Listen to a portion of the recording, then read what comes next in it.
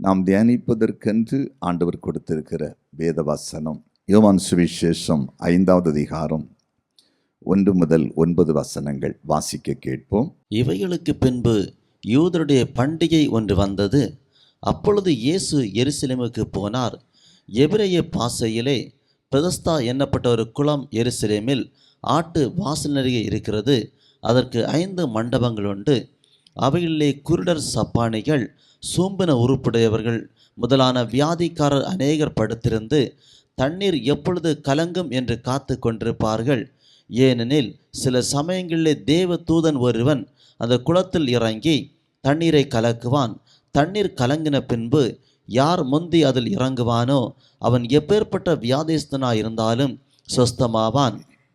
38 வருஷம் வியாதி கொண்டிருந்த ஒரு மனுஷன் அங்கே இருந்தான்.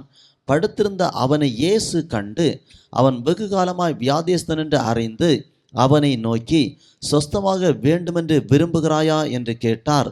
அதற்கு வியாதியஸ்தன், ஆண்டவரே, தண்ணீர் கலக்கப்படும் போது என்னை குளத்தில் கொண்டு போய் விடுகிறதற்கு ஒருவரும் இல்லை. நான் போகிறதற்குள்ளே வேறொருவன் எனக்கு முந்தி இறங்கி விடுகிறான் என்றான்.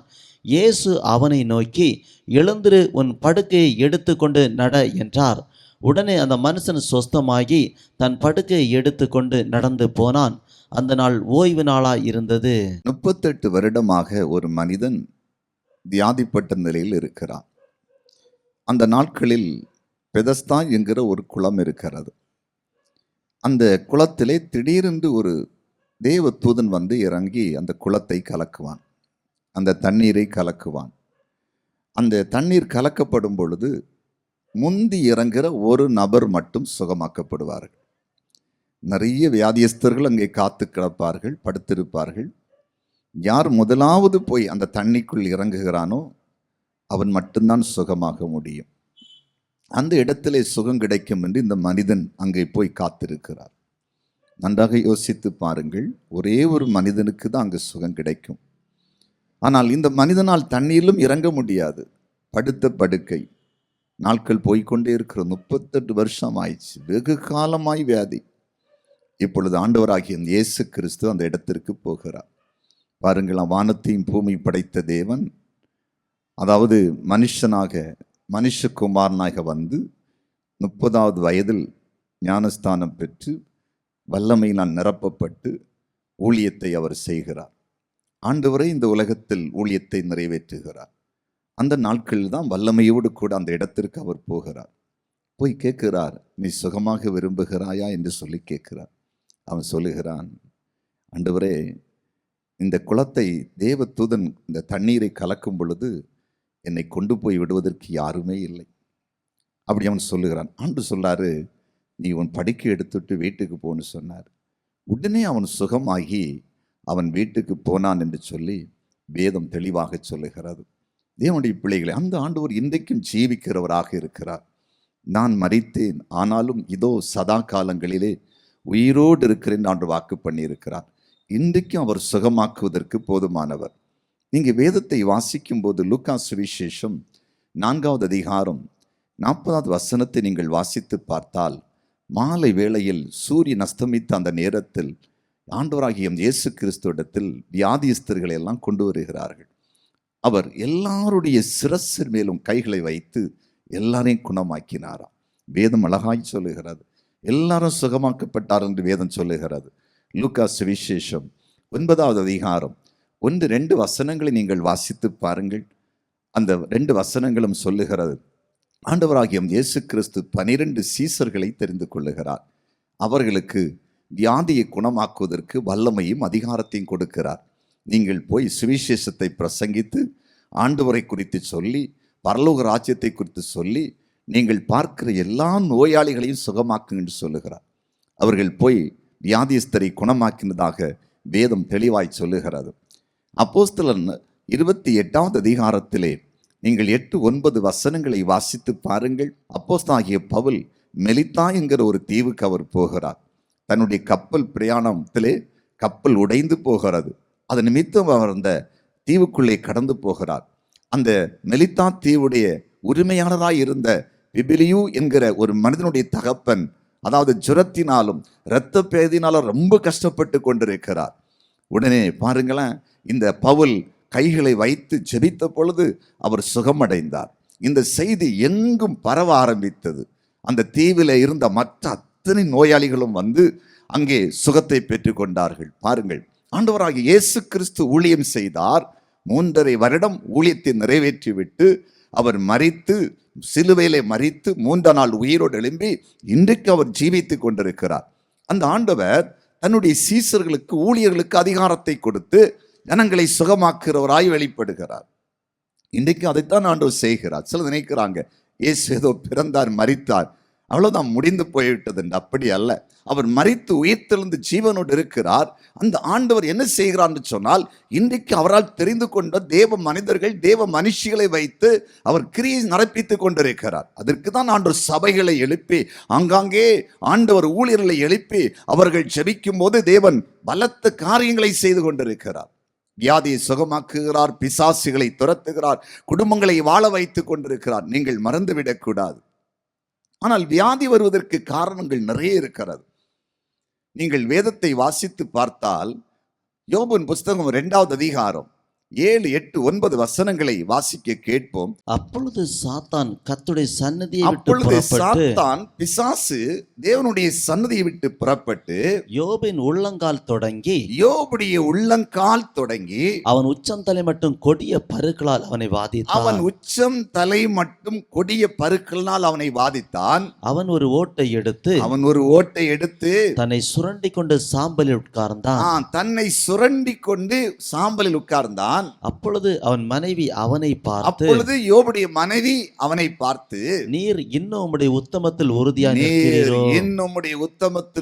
இருக்கிறீரோ, தேவனை தூசித்து ஜீவனை விடும் என்றாள். இங்கே பிசாசு யோபுடைய சரீரத்திலே பருக்களை விதைக்கிறான். நல்லா புரிந்து கொள்ளுங்க. மனுக்குலத்துக்கு விரோதமாய் போராடுகிறது பிசாசு. அவன் நிறைய பிரச்சனைகளை கொண்டு வருகிறான். அதில் ஒரு பிரச்சனை வியாதி. இன்றைக்கு உலகம் இந்த பிசாசுடைய சக்தியை புரியவில்லை. இந்த பிசாசுடைய கிரியை அளிப்பதற்கு தான் இயேசு வந்தார். வேறு அவர் ஒன்றுக்கும் வரவில்லை. 1 யோவான் 3:8 பிசாசுடைய கிரியை அளிப்பதற்கு தேவகுமாரன் இயேசு வெளிப்பட்டார். அதற்கு தான் சபை, அதற்கு தான் ஊழியர்கள். எதற்கு? மனுகுலத்தை பலவிதத்தில் அழித்துக் கொண்டிருக்கிறதே, தேசத்தை கெடுத்துக் கொண்டிருக்கிறதே, வாலிப பிள்ளைகளை பாவம் செய்ய தூண்டுகிறதே, குடி, வெறி, விபச்சாரம், ரவுடித்தனம், ஏமாற்று, கொலை, கொள்ளை, இதற்கு பின்பாக செயல்படுவது யார்? தேவன் அல்ல. தேவன் நல்லவர், அவர் பரிசுத்தமானவர், அவர் பெரியவர், அவர் நீதியுள்ளவர், ஒரு தகப்பனுடைய இருதயம் உள்ளவர், ஒரு தாயுடைய இருதயம் உள்ளவர். தன் பிள்ளைகள் நன்றாக இருக்க வேண்டும் என்று விரும்புகிறவர் தேவன். ஆனால் மனிதன் அழிந்து போக வேண்டும், கெட்டு போக வேண்டும், சீக்கிரம் இந்த உலகத்தை விட்டு ஆயுசு நாட்கள் முடிந்து போய்விட வேண்டும், அவன் சமுதாயத்தில் நன்றாக இருக்கக்கூடாது, அவன் மரித்த பிறகும் நரகத்துக்கு போக வேண்டும் என்று விரும்புகிறவன் பிசாசு.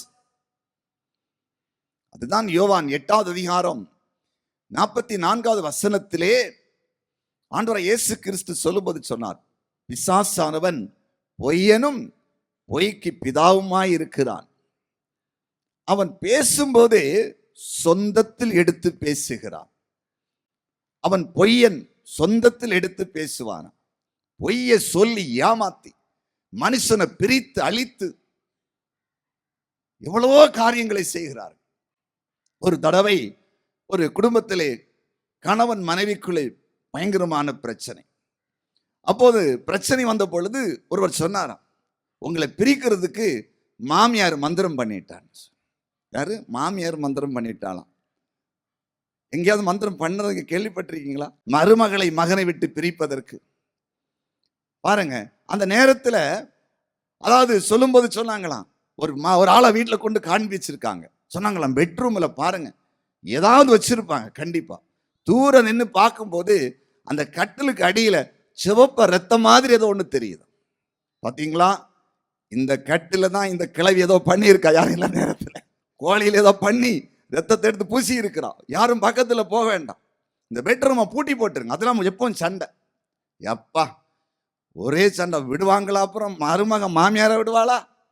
ஒரே குழப்பம். வீடு ரணகளம், அடிதடி சண்டை. அங்கிருந்து அம்மா வர, அப்பா வர, அண்ணன்மார் வர, ஐயோ ஒரே குழப்பம். அப்படி இருக்கும்போது தான் ஒரு பக்கத்திலே ஒரு ஜெப வீடு இருந்திருக்கிறது. அந்த இடத்தில் போய் அந்த அம்மா அழுதாங்களாம்.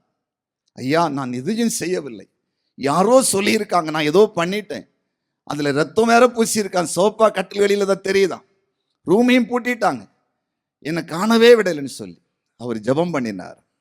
ஜெபம் பண்ணிட்டு ஒரு நாள் அந்த இல்லத்தை சந்திப்பதற்கு வந்திருக்காங்க. அந்த அறையை திறந்து நம்ம ஜெபம் பண்ணோம், என்ன இருந்தாலும் மாறுன்னு சொல்லி அவர் ஜெபிக்க ஆரம்பித்தார். அவர் ஜெபிக்கும் போது ஆண்டவர் காண்பிக்கிறாரு, ஒன்றும் இல்லைப்பா, அதில் இருக்கிறது ஒரு இன்சுலேஷன் டேப். அது வீட்டில் எலக்ட்ரிக் வேலை செய்யும் போது ஒயரை வெட்டுறதுக்கு எலக்ட்ரிக்கல் வேலை செய்த ஆள் ஒயர் ஜாயின் பண்ணுறதுக்கு இன்சுலேஷன் டேப் அடிச்சிருக்காரு. கிழிச்சு எடுக்கும் போது கொஞ்சம் கிழிஞ்சிருக்கு, அதை இப்படி ஒட்டியிருக்காரு அடியில். இதுதான் மந்திரவாதம். அவ்வளோதான். அந்த வீட்டில் அவர் ஜெபம் பண்ணிட்டு போனார். பிசாசுடைய போராட்டம் விலகிச்சு, குடும்பம் சமாதானமாக மாறுச்சு. நல்லா புரிந்து கொள்ளுங்க. இப்படி இந்த பொல்லாத பிசாசு எத்தனையோ குடும்பத்தை அழித்து பிரித்து நாசம் பண்ணி போட்டு விட்டான். சிலர் இந்த பிசாசுகளுக்கு ஏஜெண்டாக இருந்து சிலருடைய வாழ்க்கையை கெடுத்து கொண்டிருக்கிறார். ஆனால் இயேசு என்று ஒரு தெய்வம் இருக்கிறார் அல்லவா, அந்த தெய்வம் இப்படிப்பட்ட காரியத்தை செய்ய மாட்டார். ஏன்னா அவர் பிசாசுக்கு எதிராளி, பிசாசு எதிர்க்க வந்தவர், பிசாசை அழிக்க வந்தார். அதனால்தான் இயேசு ஊழியம் செய்து கொண்ட நாட்களில் பிசாசின் பிடியில் இருந்த மக்களை எல்லாம் விடுதலையாக்கினார். அவர் நல்ல தெய்வம், தீமை செய்கிற தெய்வம் அல்ல. நன்றாக புரிந்து கொள்ளுங்கள். இயேசு என்ற தெய்வத்தை எந்த ஒரு மனுஷனும் கட்டி நிறுத்த முடியாது. அவர் நீதியுள்ள நியாயாதிபதி, பரிசுத்தமுள்ளவர். அதாவது இயேசு என்ற ஒரு தெய்வத்தை எந்த மந்திரவாதியும் மந்திரத்தை பயன்படுத்த முடியாது. வேண்டுமென்றால் அப்படி ஏதாவது உலகத்தில் இயேசுவை வைத்து யாராவது மந்திரம் பண்றாங்க, மந்திரவாதம் பண்ணி ஏவி விட்டு ஒரு குடும்பத்தை அழிக்கிறாங்கன்னா நான் பைபிளை வச்சுட்டு ஊழியத்தை நிறுத்துறேன். அப்படிப்பட்ட தெய்வம் அல்ல. அவர் பரிசுத்தம் உள்ளவர், நீதி உள்ளவர், அநீதியை எதிர்க்கிறவர், உண்மையை எதிர்பார்க்கிறவர், நல்லவர்களுக்கு துணை நிற்கிறவர், தீமை செய்களை எதிர்க்கிறவர். கைகளை தட்டி ஏசப்பாக்கு நன்றி செலுத்துங்க. அல்லேலூயா. மறந்துடாதீங்க. அப்ப பிசாசு என்று ஒன்று உண்டு. பாருங்க, யோபுடைய சரீரத்திலே உச்சம் தலையிலிருந்து உள்ளங்கால் வரலும் பருக்களை போட்டான். வியாதியை பிசாசு போட்டான்னு நம்புவாங்களாம்? இந்த பாஸ்டர்மாருக வேலை இதாண்டா, எதுக்கு எடுத்தாலும் பிசாசு. ஒரு தடவை ஒரு வாலிப மகன் கேன்சர் வியாதியினால் பாதிக்கப்பட்டான். ஒரு கட்டி, மருத்துவர்கள் பரிசோதித்தார்கள். பிரபலமான ஆசியாவிலேயே பெரிய மருத்துவமனை என்று பெயர் பெற்ற மருத்துவமனையிலே போய் பரிசோதிக்கிறார்கள். கேன்சர் என்று ரிப்போர்ட் வேற வருகிறது. அந்த நேரத்தில் அடியனிடத்தில் ஜெபிக்க கொண்டு வருகிறார்கள். நான் ஜெபிக்க ஆரம்பிக்கும் போது பரிசுத்த ஆவியானவர் சொல்றாரு, இந்த கேன்சரை உருவாக்குனது பிசாசு, இதை கடிந்து கொள், என் நாமத்தினாலே ஜெபி, இயேசுவின் நாமத்தில் பொல்லாத பிசாசே, இந்த மகனுக்குள் விதைத்த வியாதி எடுத்துட்டு விலகி போன்னு சொன்னது. அந்த மகன் அலக்களிக்க ஆரம்பித்தான். நான் அவனை கொல்லாமல் விடமாட்டேன், நான் அவனை கொல்லாமல் விடமாட்டேன். பிசாசே, அழிக்கவும் அதாவது ஆக்கவும் சக்தி உள்ளவர் எங்கள் ஆண்டவராய் இயேசு கிறிஸ்து, உனக்கு ஒன்றுமே கிடையாது, விலகி போன்னு சொன்ன பொழுது அவனை விட்டு விலகினது. அடுத்த பரிசோதனை முடிவுகள் எல்லாம் நார்மலாய் வந்தது. நன்றாக புரிந்து கொள்ளுங்கள். பிசாசு வியாதியை விதைப்பான், பிசாசு பலகீனத்தை விதைப்பான். மார்க் 5 முதல் 5 வசனங்களை வாசிக்க கேட்போமா? வாசிக்க கேட்போம். பின்பு அவர்கள் கடலுக்கு அக்கறையிலுள்ள கதரருடைய நாட்டில் வந்தார்கள். அவர் படவிலிருந்து இறங்கின உடனே அசுத்த ஆவியில் ஒரு மனுஷன், அசுத்தாவி பாத்தீங்களா, அதுதான் பிசாசு. அசுத்தாவியில் ஒரு மனுஷன் பிரேத கல்லறையிலிருந்து அவருக்கு எதிராக வந்தார். பிரேத கல்லறையிலிருந்து இயேசுவுக்கு எதிராக வந்தார். அவனுடைய குடியிருப்பு கல்லறைகளிலே இருந்தது. அவனுடைய குடியிருப்பு கல்லறையில இருந்தது. எங்க இருந்துச்சு? பிசாசு பிடி அசுத்தாவி எங்க இருக்காங்க? பிசாசு அவனுக்குள்ளே குடியிருக்கிறது, அசுத்தாவிகள் பிடித்திருக்கிறது. அவனுடைய குடியிருப்பே கல்லறை தான். ஆண்டவர் சொல்லும்போது சொல்லி இருக்கிறார், அதாவது கல்லறை என்பது வெளியே அழகா இருக்கிறது, அதை தோண்டினால் உள்ளே நாற்றம் அடிக்கும். ஆண்டவர் ஜனங்களை பார்த்து பேசும்போது சொன்னார், புறம்பே வெள்ளடிக்கப்பட்ட கல்லறைகளே என்று சொன்னார். நீங்கள் வெளியே வேஷம் தரித்து நல்லவர்களைப் போல இருக்கிறீர்கள், உங்கள் இருதயம் அசுத்தமாய் இருக்கிறது. அப்படி அசுத்தம் நிறைந்த இடத்தில் அவன் போய் இருக்கிறான். கல்லறையில் அவன் குடியிருப்பு. என்ன செய்யறான் பாருங்க, வாசிக்கலாம். அவனை சங்கிலினாலும் கட்ட ஒருவனாலும் அவனை கூடாதிருந்தது. சங்கிலிகளினாலே ஒருவனாலும் கட்டக்கூடாதிருந்தது. அவன் அநேகந்தரம் விலங்குகளினாலும் சங்கிலினாலும் அவன் கட்டப்பட்டிருந்தும் அநேக தரம் சங்கிலிகளினாலும் விலங்குகளினாலும் கட்டப்பட்டிருந்தும் சங்கிலிகளை முறித்து விலங்குகளை தகர்த்து சங்கிலிகளை போடுவான். முறித்து விலங்குகளை தகர்த்து போடுவான். பாத்தீங்களா, பிசாசு பிடிச்சவன். ஏன்னா பிசாசு பாருங்க, அந்த ஆவி அவனுக்குள்ள வருவது ஓவர் பலம். என்ன பலம்? பயங்கர பலம் அவனுக்கு. கயிறை கட்டின சங்கிலி கட்டினா முறிக்கிறான். அந்த பிசாசு 2 தந்திரம் செய்வான் பாருங்க. சிலருக்கு ரொம்ப ஓவர் பலத்தை கொடுப்பான், சிலருக்கு பலம் இல்லாத ஆக்குவான். பார்த்துருக்கீங்களா? சிலர் அப்படி அந்த பிசாசு வரும்போது யாரு பிடிச்சா நிற்காது, எல்லாம் அடிச்சு உடைச்சோம். சிலது பாருங்க, இருட்டு ரூமில் போய் அப்படி உட்கார்ந்து இருக்கும், உப்பும் புளியும் சாப்பிட்டுட்டு இருக்கும். அப்படிப்பட்ட ஆட்கள்லாம் பார்த்துருக்கீங்களா? யாரையும் பிடிக்காது. இது ரெண்டும் செய்யும். அவன் பயங்கர தந்திரசாலி தானே. ரொம்ப ஓவராகவும் பலம் காட்டும், பலம் இல்லாதையும் ஆக்கும். இவன் பாருங்க, சங்கிலியெல்லாம் முறிக்கிறான், கயிறுகள் எல்லாம் எல்லாத்தையும் அறுத்து போடுறான். அடுத்து என்ன நடக்குது, வாசிக்கலாம். அவனை அடக்க ஒருவனாலும் கூடாதிருந்தது. அவனை அடக்குவதற்கு ஒருவனாலும் கூடாதிருந்தது. அவன் எப்பொழுதும் இரவும் பகலும் மலைகளிலும் கல்லறைகளிலிருந்து கூக்குரலிட்டு பாருங்க, கூக்குரல் இடுகிறான். கூக்குரல் நல்ல சத்தம் போடுறான். அடுத்து செய்யறான், வாசிக்கலாம். கல்லுகளினாலே தன்னை காயப்படுத்தி கொண்டிருந்தான். கல்லுகளினாலே தன்னை காயப்படுத்தி கொண்டிருக்கிறார். நீங்க மார்க் 5:15 வாசிக்கும் போது ஆண்டவர் இயேசு கிறிஸ்து வந்து பிசாசு துரத்திட்டார். இவன் இப்ப விடுதலை பெற்றான். அப்பதான் வஸ்திரமே தரிக்கிறான். நான் முதல்ல வஸ்திரம் எழுதல, இங்க எழுதியிருக்கு துணி இல்லாம இருந்திருக்கிறான். அவன் உடம்புல துணி இல்லாதது அவனுக்கு தெரியல. அப்படின்னா பிசாசு எந்த அளவுக்கு மனதை கெடுத்து வச்சிருந்தான் பாருங்க. அவனை இயேசப்பா விடுதலையாக்கினார்.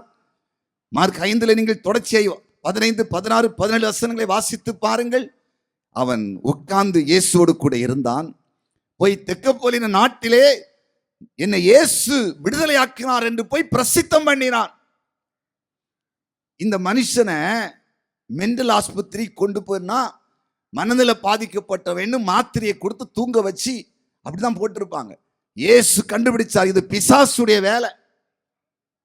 நல்லா பாருங்க, இந்த மனிதனை வீட்டில் தரித்திருக்க விடாமல் கல்லறைகளில் குடியிருக்க வைத்து கூக்குரலிட வைத்து சரீரத்தை காயப்படுத்த வைத்தது பிசாசு, அசுத்த ஆவி. இதை இயேசு துரத்துகிறார். நீங்க இன்னும் பாருங்க, மார்க்கு சுவிசேஷம் 9வது அதிகாரம் 17, 18 வசனங்களை வாசிக்க கேட்போம். மார்க்கு சுவிசேஷம் 9வது அதிகாரம் 17, 18 வசனத்தை வாசிக்க கேட்போம். அப்பொழுது ஜன கூட்டத்தில் ஒருவன் அவரை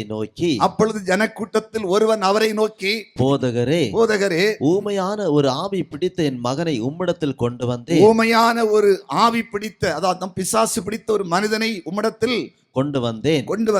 அது அவனை எங்கே பிடித்தாலும் அங்கே அவனை அலக்களிக்கிறது. அப்பொழுது அவன் நுரை தள்ளி பல்லை கடித்து சோர்ந்து போகிறான். ஒரு ஆவி, ஒரு பிசாசு ஒரு வாலிபனை பிடிக்கிறது. அது பிடிச்ச மாத்திரத்திலே அவன் பல்லை கடிக்கிறான், நுரை தள்ளுகிறான், கீழே போடுறது. என்னது இதெல்லாம் பிக்ஸ்ன்னு சொல்லுவாங்க. பல்ல கடிக்கிறது, நுரை தள்ளுறது, உருள்றது. சாவி கொத்த எடுத்து கொடுப்போம். டாக்டர்கிட்ட போனா அவரு ஸ்கேன் பண்ணுவாரு, எக்ஸ்ரே எடுப்பாரு, எல்லாம் பண்ணுவாங்கல்ல, மெடிசன் கொடுப்பாங்க.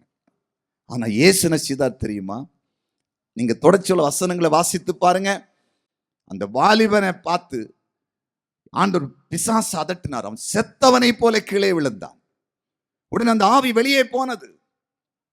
யோசித்து பாருங்கள், பிசாசு என்ன வேலை செய்யறான் பாத்தீங்களா?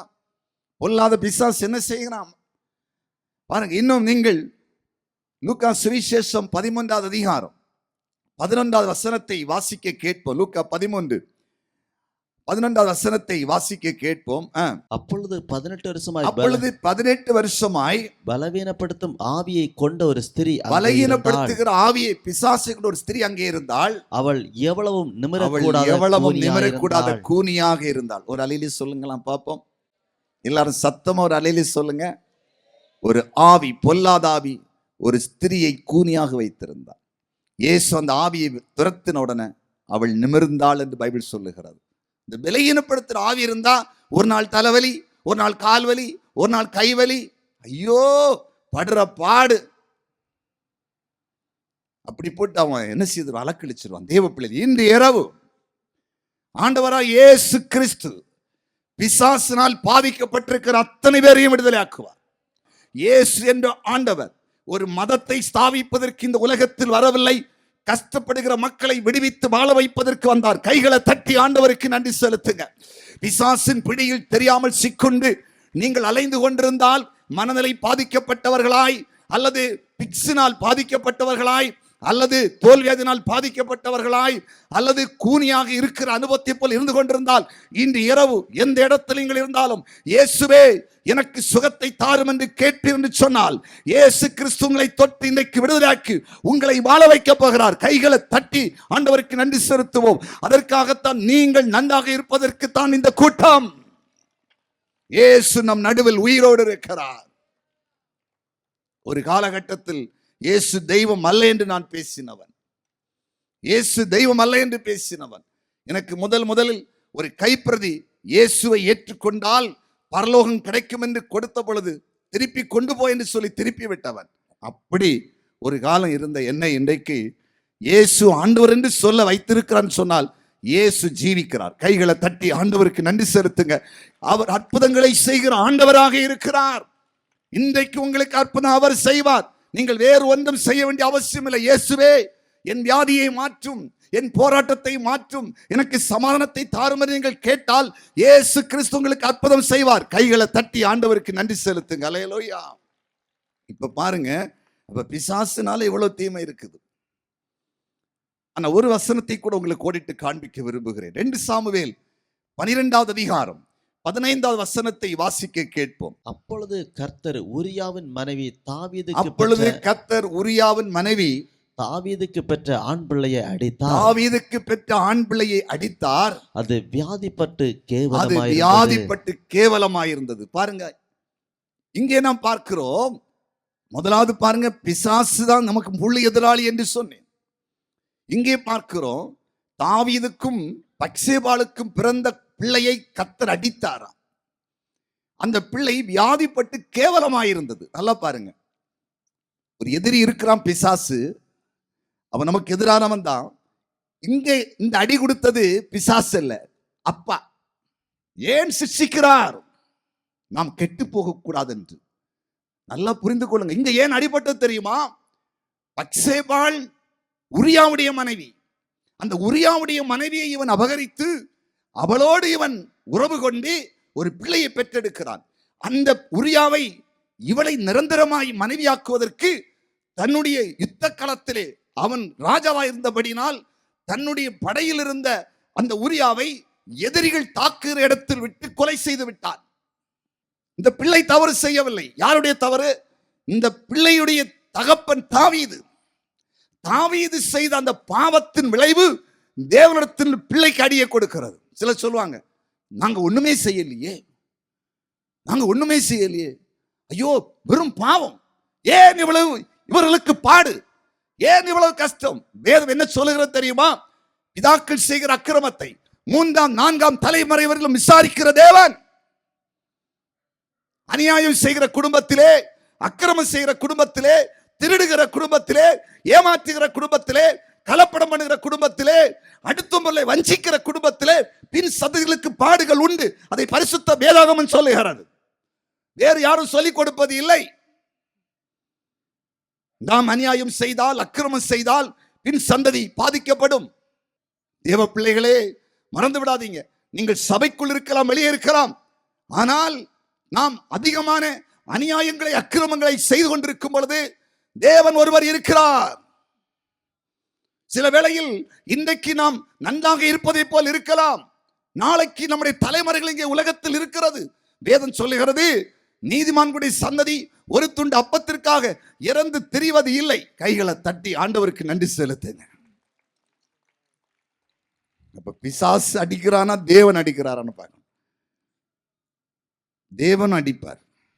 ஆண்டவர் அடிச்சார்னா, எரோதன் ஒருத்தர் இருந்தான். பைபிள் அப்போஸ்தலர் புத்தகத்தை வாசித்து பாருங்க. சபைகளை எல்லாம் பாழாக்குவான். யாக்கோபை பட்டயத்தால் கொண்டான் ஆண்டவருடைய ஊழியக்காரன் ஒருவரை. பேதுருவையும் கொலை செய்வதற்கு பிடித்து உள்ளே வைத்திருக்கிறார். அன்று இரவு சபை மக்கள் ஜெபித்தார்கள். ஆண்டவர், எங்கள் ஊழியக்காரரை, எங்களுக்கு நல்வழியை போதித்தவரை, எங்களுக்கு பிரசங்கித்தவரை, எங்களை நல்வழிப்படுத்தினவரை, ஆலோசனை கொடுத்தவரை, எங்கள் வியாதிக்காக ஜெபம் பண்ணி சுகமாக்கிற இந்த மனிதனை காரணம் இல்லாமல் பிடித்து ஜெயிலில் வைத்திருக்கிறார்கள் என்று சொல்லி ஜெபிக்கும் பொழுது அன்று இரவு ஒரு தேவ தூதன் சிறைச்சாலைக்குள் போய் சிறைச்சாலை திறந்து வெளியே கொண்டு வந்தான். இதெல்லாம் நடக்கிறது. அதன் பிறகு நீங்க பார்த்தீங்கன்னா அந்த எரோது அவன் சிங்காசனத்தில் உட்கார்ந்திருந்து பேசுறான். நான் தான் தெய்வம்னு சொல்லி பேசுறான். எல்லாரும் கை தட்டுறாங்க. ஒரு சிங்கிடி கூட்டம் இருக்குது. எந்த பேசினாலும் கை தட்டு ஒரு கூட்டம் இருக்குல்ல. ஓ, இது தேவ சத்தம் போல இருக்கிறது. தேவ சத்தம் அல்ல. இவன் சபைகளை பாழாக்குகிறவன், நீதிமானை அடிக்கிறவன், மற்றவர்களை கொலை செய்கிறவன். பாருங்க, திடீரென்று ஒரு தூதனை அனுப்பினான். அவன் போய் ஒற்ற அடி கொடுத்தான். பாருங்க, பைபிள் சொல்ல தெரியுமா? அந்த ஏரோது புழு புழுத்து செத்தான். பைபிள் இருக்குது. அடித்தான், புழு புழுத்து செத்தான். தேவ பிள்ளைகளே, ஏதோ உங்களை மிரட்டுவதற்கு நான் பிரசங்கித்துக் கொண்டிருக்கவில்லை. இயேசு நல்லவர். இது கிருபையின் காலம். ஏன் இதை பேசுகிறார் என்று சொன்னால், தேவன் நாம் நல்லவர்களாய் வாழ வேண்டும் என்று விரும்புகிறார். நாம் மனிதனா வாழ வேண்டும் என்று விரும்புகிறார். அதற்கு தான் இயேசு இந்த உலகத்தில் வந்தார். இயேசு எப்பொழுதுமே யாரையும் ஸ்பீடியாத்தி கொல்லு அடி குத்துன்னு சொல்லிவிடுற ஆண்டவர் அல்ல. சமாதானமாயிரு, பொறுமையாயிரு, அன்பாயிரு, சகித்துக்கொள். ஏனென்றால் இயேசு சிலுவையிலே எல்லா பாடுகளையும் சகித்த தெய்வம். அவரை சிலுவையில் அடிப்பதற்கு பிடிக்க வந்து நிற்கிறார்கள். பேதுரு பிடிக்க வந்த ஒருவனை காதை வெட்டுகிறான். பாருங்க, காது கீழே விழுந்துச்சு. ஆண்டவர் எடுத்து ஜெபம் பண்ணி ஸ்தோத்திரம் பண்ணி காதை ஒட்டி வச்சுட்டார். என்ன சொன்னார் தெரியுமா? நான் பிதாவை வேண்டிக் கொண்டால், நான் தேவனை நோக்கி பார்த்தால், நானும் பிதாவும் ஒன்றாக இருக்கிறோம், நானும் அவரும் ஒன்றாக இருக்கிறோம். அவரை கூப்பிட்டால் எத்தனை பட்டாலின் தூதர்கள் இறங்கி வருவாங்க, எல்லாத்தையும் கதையை முடிப்பாங்க. அதுக்கு வரலப்பா, நான் சிலுவையில மரித்து உயிர் தெழணும் எல்லாருக்காக. அப்படிப்பட்ட அன்புள்ள தெய்வம். நன்றாக நீங்கள் புரிந்து கொள்ளுங்கள். அவர்கள் தேவ பிள்ளைகளே, கர்த்தரால் அடிபடக்கூடாது. பிசாசு போராடுகிறான். அவன் நமக்கு எதிராளி தான். அந்த கிரியை தேவன் அழிப்பார். அதே நேரம் இங்கே தாவீதுடைய வாழ்க்கையில் அந்த சம்பவம், அவனுடைய தவறு அப்பாவி பிள்ளையை பாதிப்புக்குள் கொண்டு வந்து என்று பைபிள் சொல்லுகிறது. சரி, இருக்கட்டும்.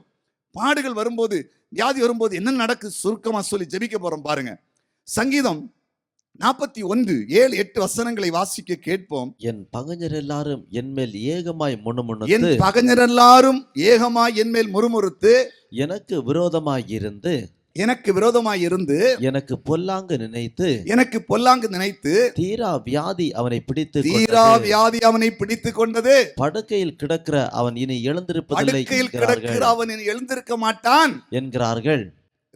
புரியுதா? பகைஞர் வியாதி வந்து பிரச்சனை வந்தோன்னா உடனே ஒரு கூட்டம் சந்தோஷப்படும் தெரியுமா? நீங்க எப்போ விழுவீங்கன்னா ஒரு கூட்டம் இருக்கும். நல்லாவது பிடிக்காது. நீங்க எப்போ வீட்டில் பெயிண்ட் அடிக்க ஆரம்பிக்குங்களோ அப்போ ஒருத்தன் பேச மாட்டான். 2 குடும்பம் திறந்து கிடைக்க காம்பவுண்டை கட்டுறதுக்கு நீ கல் இறக்குனா 3 பேர் பேச மாட்டான். வீட்டுக்கு மேலே ஒரு 2 ரூமு கூட எடுத்தேன்னா 4 பேர் பேச மாட்டான். உன் வீட்டில் குடிச்சிட்டு இருக்கவன் குடிக்க போகாம திருந்திட்டான்னா 5 பேர் பேச மாட்டான். ஈசாக்கு வளர்ந்த உடனே கிணத்திலே மண்ணாளி போட்டான். பகைஞர் இருப்பான். எப்போ விழலாம்? அங்க வியாதி வந்தாமே, அங்கே கஷ்டம் வந்தாமே, பொண்ணு போயிட்டாமே, ஓடிட்டானாமே, நேற்று சண்டை போட்டாங்களாமே, என்ன சந்தோஷம். ஆண்டு சொல்லார் சங்கீதம் 27 சத்துருக்களுக்கு முன்பாக, சத்துருக்கு மேலாக நமக்கு தலையை உயர்த்துகிறவர். சங்கீதம் 23 சொல்லுகிறார், சத்துருக்களுக்கு முன்பாக ஒரு பந்தியை ஆயத்தப்படுத்தி நம்முடைய தலையை எண்ணெயால் அபிஷேகம் பண்ணுகிறவர், நம்முடைய பாத்திரத்தை நிரம்பி வழியை செய்கிறவர். நான் ஒன்றே சொல்லுகிறேன், வியாதியானாலும் பிரச்சனையானாலும் பிசாசு அடித்தாலும் சரி, தேவன் அடித்தாலும் சரி, கஷ்டப்பட்டனா உடனே ஒரு கூட்டம் கை தட்டும். நம்ம இடம் கொடுக்க கூடாது. பிசாசையும் மிதிக்கணும், தேவனுக்கு கீழ்ப்படிஞ்சு வாழணும். கைகளை தட்டுங்க. அப்போ ஒருத்தர் நம்மளை பார்த்து கை தட்ட முடியாது. எப்படி தட்டுவாங்க தெரியுமா? ஐயோ, முதல்ல எப்படியோ நினைச்சையா பைபிளை கொண்டு போகும்போது, இப்ப பாருயா குடும்பம் எப்படி போயிட்டு இருக்குது. ஒரு காலத்துல என்னெல்லாம் ஊழியத்து வரும்போது பாரு இனி அவ்வளோதான், ஒரு பேண்ட் அடித்து கோழி முட்டையும் நெல்லும் வாங்கி சாப்பிட்டுட்டு உட்காந்துருப்பாங்க அப்படின்னு பேசுனாங்க. இப்போ கேட்டு பாருங்க, என்னையா கூட்டம், டெய்லி வண்டி கார், டிவியில் வாராரு, யூடியூப்பில் வாராரு, அங்கே வாராரு, இங்கே வராரு, இப்போ அங்கே எல்லாம் லட்ச லட்சமாக கொண்டு கொட்டுறாங்க. இப்போ என்ன ஆவின்னா பொறாமையினால். ஏன் ஏன் கர்த்தரை அறிந்து கொண்டனால கர்த்தர் நடத்துற, அது மற்ற மக்கள் மத்தியில ஏதோ பெருசா தெரியுது, இருக்குதோ இல்லையோ பெருசா தெரியுது. தேவன் எல்லாருக்கும் மேல அவருடைய பிள்ளைகளை எல்லா விதத்திலும் உயர்த்தி வைக்கிறவர். சரீர சுகம், சரீர நன்மை, உலக நன்மை, ஆவிக்குரிய நன்மையிலே எல்லாவற்றையும் உயர்த்தி வைக்கிற தேவன். இயேசுவால் உங்களை உயர்த்தி வைக்க முடியும். கைகளை தட்டி அல்லேலூயா சொல். அல்லேலூயா. பகைஞர்கள் நீங்கள் பலகீனப்பட்டிருக்கும் போது, இவனுக்கு தீரா வியாதி வந்து விட்டது, தீரா பிரச்சனை வந்து விட்டது, கடன் வந்து விட்டது என்று உங்களை பார்த்து அனுதாபம் பேசுவதை போல் பேசினாலும் அந்த பக்கத்தில் போய் உங்களுக்கு விரோதமாய் பேசுவார்கள். அந்த சூழலை இயேசு மாற்றுவார். இரண்டாவது நீங்க பாத்தீங்கன்னா, சொல்லி மட்டும் விட்டு ஜெபிக்கிறோம் பாருங்க. மார்க் 5:34 வியாதி என்ன செய்கிறது? வாசிக்க கேட்போம் அந்த வசனத்தை. மார்க் 5:34 வாசிக்க கேட்போம். அவர் அவளை பார்த்து, மகளே உன் விசுவாசம் உன்னை ரட்சித்தது, மகளே உன் விசுவாசம் உன்னை ரட்சித்தது, நீ சமாதானத்தோடு போய் உன் வேதனை நீங்கி சுகமாயிரு. 12 வருஷம் பெரும்பாடு, ப்ளீடிங், ரத்தம் போய்கொண்டே இருக்கு. 12 வருஷம் நான் ஸ்டாப். அவள் சரீரத்தில் வேதனை. இயேசு அவளை சுகமாக்குகிறார். அவர் சொல்லாரு, இனி உனக்கு வேதனை இல்லாம. அப்போ வியாதி வேதனை உண்டாக்குறது, பிரச்சனைகள் வேதனையை கொண்டு வர. சில வியாதியெல்லாம் வரும்போது கதறி துடிப்பார்கள். அப்படி சரீரத்தை அது குத்தி கொண்டே இருக்கும். அப்படிப்பட்ட அனுபவம் இருக்கிறதா? இயேசு மாற்றுவார். அதே வசனம் சொல்லுகிறது. மூன்றாவது மார்க் 5:34 அவர் அவளை பார்த்து மகளே உன் விசுவாசம் உன்னை ரட்சித்தது, நீ சமாதானத்தோட போய் உன் வேதனை நீங்கி சமாதானத்தோடு போ. வியாதி வந்துன்னா சமாதானம் இல்லை. ஒரு குடும்ப தலைவி சற்று பலகீனப்பட்டாங்க. மருத்துவமனை, வீடு, அப்படியே போயிட்டு வந்துட்டும் அவங்களால ஒன்றும் செய்ய முடியாது. கடந்த பண்டிகை நாட்கள் டைமில் அந்த வீட்டில் எந்த நல்ல சமையலும் இல்லை. ஏன்னா குடும்ப தலைவி கொஞ்சம் பலகீனப்பட்டுட்டாங்க, வியாதிப்பட்டுட்டாங்க. இப்போ அவங்க சுகமாயிட்டாங்க. அந்த வீட்டில் சமாதானம் இல்லை. ஒரு குடும்ப தலைவர் வியாதிப்படும் போது, ஒரு குடும்ப தலைவி வியாதிப்படும் போது, ஒரு வீட்டில் பிள்ளை வியாதிப்படும் போது, ஒரு கிட்னி பிரச்சனை வந்துச்சு, ஒரு ஹார்ட் ப்ராப்ளம் வந்துச்சு, ஒரு கேன்சர் வந்துச்சு, அவ்வளவுதான். அந்த குடும்பம் எவ்வளவு இருந்தாலும் சமாதானத்தை இழக்கிறது. பணம் சமாதானத்தை முழுதாய் கொண்டு வராது. பொருள் சமாதானத்தை கொண்டு வராது. அழகு சமாதானத்தை கொண்டு வராது. ஆள்பலன் சமாதானத்தை கொண்டு வராது. ஒரு வியாதி மட்டும் வந்தாலே இந்த உலகத்தில் நாமால் நிலைநிற்க முடியாது. அவள் சமாதானத்தை அந்த இழந்தால் 12 வருஷம் அவளுக்கு பெரும்பாடு. நான் நினைச்சு பாருங்க, கணவன் மனைவி வாழ்க்கை எப்படி இருந்திருக்கும். அந்த அம்மா வீட்டில் சமையல் பண்ணி இந்த சகோதரி கொடுத்திருப்பாளா பிள்ளைக்கு? அவள் எங்க போயிருப்பா? ரத்த சோகை உண்டாயிருக்கும் அல்லவா? அவளை பிடித்துதான் உட்கார வச்சிருக்கணும். ஏன்னா ரத்தத்தில் உயிர் இருக்கிறது, பைபிள் சொல்லுகிறது. அதுதான் ஆண்டவர் பழைய ஏற்பாடுல லேவியராமத்தை சொல்லி இருக்கிறார். எந்த மிருகத்தை நீ அடித்தாலும் ரத்தத்தை சாப்பிடக்கூடாது, ரத்தத்தோடு புசிக்கூடாது. ரத்தத்தில் ஜீவன் இருக்கிறது. ரத்தம் சிந்தினால், ரத்தம் போனால் மனுஷன் மரித்து விடுவான். ஆடு மாடை வெட்டும் போது கழுத்தையா இருக்கிறான், ரத்தம் போன அப்படி அடங்கி போய். பாத்தீங்களா சமாதான கேடு? எத்தனை பேர் அப்படி இருக்கிறீங்க? வியாதியின் அகோரம், கடன் பிரச்சனை, வாழ்க்கையில் போராட்டத்தில் போராட்டம். வெளியே எல்லாம் இருக்கிற போல வீட்டில் சமாதானம் இருக்குதா? குடும்பத்தில் சமாதானம் இருக்கிறதா? யோவான் 14:27 இயேசு சொன்னார், என் சமாதானத்தை உங்களுக்கு கொடுக்கிறேன். சமாதானத்தை கொடுக்கிறவர் ஆண்டவராக இயேசு கிறிஸ்து. நான்காவது பாருங்க, மார்க் 5:26 வாசிப்போம். மார்க் 5:26 வசனத்தை வாசிக்க கேட்போம். அநேக வைத்தியர்களால் 12 வருஷம் பெரும்பாடுள்ள ஸ்திரீ அநேக வைத்தியர்களால் மிகவும் வருத்தப்பட்டு தனக்கு உண்டானவைகள் எல்லாம் செலவழித்தும் சற்றாகிலும் குணமடையாமல், தான் சம்பாதிச்ச பணம் எல்லாம் செலவாகுதுங்க வியாதியில. ஒரு கிட்னி டிரான்ஸ்பருக்கு 30 முதல் 50 லட்சம் ஆகும். ஒரு லிவர் பாதிக்கப்பட்டா அதுக்கு ட்ரீட்மெண்ட் பண்ணால் 1 கோடி 1.5 கோடி ஆகும். அதுவும் சக்சஸ் ஆகும்னு சொல்ல முடியாது. அவங்க எவ்வளோ நாள் உயிரோடு இருப்பாங்கன்னு சொல்ல முடியாது. ஒரு ஓப்பன் கார்ட் சர்ஜரி பண்ணுறதுக்கு எவ்வளோ ஆகுது, எவ்வளோ பணம், எத்தனையோ குடும்பம் தனக்கு சம்பாதிச்சது எல்லாம் அழிஞ்சு போகுது வியாதியினால். அது மட்டுமா, கடைசியாக பாருங்க, லூக்கா சுவிசேஷம் 7வது அதிகாரம் 2-3 வசனங்களை வாசிக்க கேட்போம். லூக்கா 7வது அதிகாரம் 2-3 வசனங்களை வாசிக்க கேட்போம். அங்கே 100க்கு அதிபதியாகிய ஒருவனுக்கு பிரியமான வேலைக்காரன் வியாதிப்பட்ட மரண அவஸ்தையாயிருந்தான். பிரியமான ஒருவன் வியாதிப்பட்டு மரண அவஸ்தையாயிருந்தான். அவன் இயேசுவை குறித்து கேள்விப்பட்ட போது அவர் வந்து தன் வேலைக்காரனை குணமாக்க வேண்டும் என்று அவரை வேண்டிக் கொள்ளும்படிக்கு யூதருடைய மூப்பரை அவரிடத்தில் அனுப்பினார். மூப்பரை அங்க அனுப்பினார். யாருக்கு உடல்நிலை சரியில்லை? பிரியமான வேலைக்காரனுக்கு. பிரியமான வேலைக்காரனுக்கு வியாதி வந்தா என்ன நடக்கும்? வருமானம் நிற்கும்ல. சில திருட்டு ஆட்கள் இருப்பாங்க. நம்ம நினைப்போம், ஓனர் மாதிரி போனா நல்லதுன்னு நினைப்போம். எல்லா வேலையிலையும் உண்டு. நான் யாரையும் குறை சொல்ல, பொதுவா சிலர் உண்மையா இருப்பாங்க. முதலாளிக்கு, எஜமானுக்கு உண்மையா இருப்பாங்க, சின்சியரா இருப்பாங்க. அவங்கள முதலாளி ரொம்ப நேசிப்பார். நான் நோட் பண்ணிட்டு இருப்பாங்க. ஒரு பிசினஸ் பண்றவங்க தனக்கு கீழே இருக்கிறவங்கள நல்லா கண்காணிப்பாங்க. பண விஷயத்தில், பொருள் விஷயத்தில், வேலையில் கரெக்டாக வராங்களா, போகிறாங்களா, அவங்களால வருமானம் வருதா, டெவலப் ஆகுதா ஸ்தாபனம், எல்லாம் பார்த்து அவங்கள டக்குன்னு மேலே கொண்டு வருவாங்க. என்னென்னு செய்வாங்க. ஏன் இந்த மனுஷன் தேடி வந்தான்? இந்த மனுஷன் 100க்கு அதிபதி, ஏதோ வேலைக்கு வச்சிருக்காரு, ஒரு பெரிய பணக்கார மனுஷன். நஷ்டம். அப்போ வியாதி வந்தால் நமக்கு வேலை செய்ய முடியாது. நமக்கு வியாதி வந்தால் வீட்டில் வேலை செய்ய முடியாது. நமக்கு வேலைக்கு இருக்கிறவங்களுக்கு வியாதி வந்தா வருமானம் போச்சு. பாருங்க, இயேசு சொன்னா, நீ போப்பா, வேலைக்காரன் பிழைச்சிருப்பான். ஒரு வார்த்தை தான். அந்த அதிகாரத்தை வாசித்து பாருங்க. போகும்போது ஆட்கள் வராங்க, வேலைக்காரன் சுகமாயிட்டான்.